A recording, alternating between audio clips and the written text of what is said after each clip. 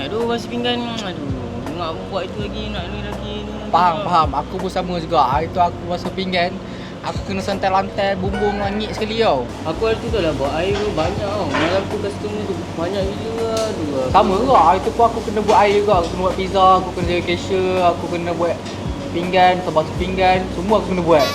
Aku dah lah tu buat pizza banyak siap. Aduh, penat gila dah nak buat topping lagi tu apa semua tu. Faham. Aku hari tu pun sama juga. Aku kena buat pizza, lepas tu aku kena buat CCTV, aku kena panjat bumbung, aku kena cuci lantai, lepas tu aku kena angkat pizza lagi, angkat pinggan lagi. Sama tu.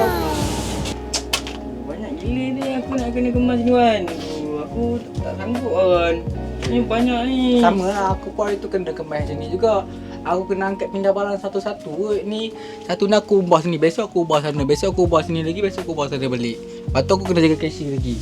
Memang Aku pun penat lah. Kau buat apa tu? Dengar cerita aku. Yalah. Aku nak ni lagi, nak delivery lagi, nak basuh lagi belakang tu apa semua. sama lah, aku pun sama juga. Aku kena buat semua tau, kena delivery lagi, aku jaga cashier lagi. Kau ni dah